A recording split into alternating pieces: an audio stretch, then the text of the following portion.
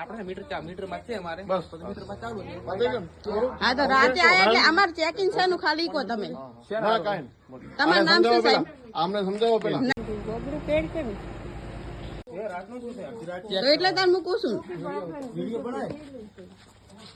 પણ કેવા છે મારા મત વિસ્તાર કાંકરેજ વિધાનસભાના કુંવારવા ગામે ગરીબ મધ્યમ પરિવાર મેતુજી ચંદુજી ઠાકોર આખો પરિવાર સૂઈ રહ્યો હતો તે દરમિયાન શિવરી પોલીસ અને એક્ઝિબિશનના કર્મચારી છીએ એવી વાત કરીને રાત્રે 12:03 આ પરિવારના ઘરે ગયા અને ફટાફટ બધા સીડી ચડીને ઢાબા ઉપર ગયા. સીડી ચડીને ઢાબા ઉપર ગયા ત્યારે પરિવાર સફાળો જાગી ગયો, ગભરાઈ ગયો, તરત બહાર નીકળે છે.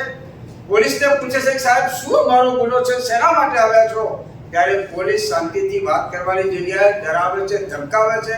ફરી એક અમારે ભારતીય દીકરી છે જે હસ્તકલાનું કામ કરી પોતાના પરિવારનું ગુજરાન ચલાવે છે, એ ફરી વાત કરે છે સાહેબ અમારી કોઈ ગુનાહિત પ્રવૃત્તિ હોય તો તમારા ધ્યાનમાં આવ્યો તમને કહો તો અમે તમને મદદ કરીએ.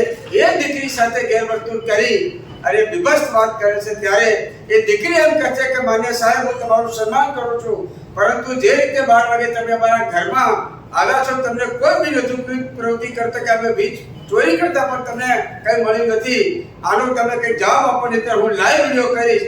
લાઈવ વિડીયો ચાલુ કરે છે ત્યારે આખું પોલીસ સ્ટાફ અને એક્ઝિબિશન ત્યાંથી ફટાફટ નીકળી જાય છે. મારે આ મીડિયાના માધ્યમથી આજે ગૃહ વિભાગનો ચર્ચા પણ ચાલી રહી છે.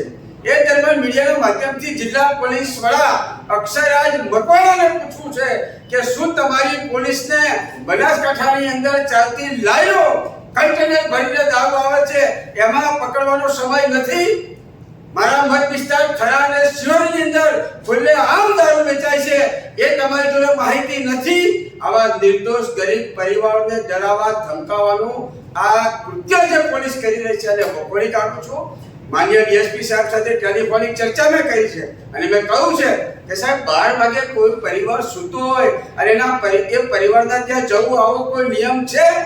ડીએસપી કહે છે ના સાહેબ આવો નિયમ નથી, પરંતુ હું આ બાબતની યોગ્ય તપાસ કરીશ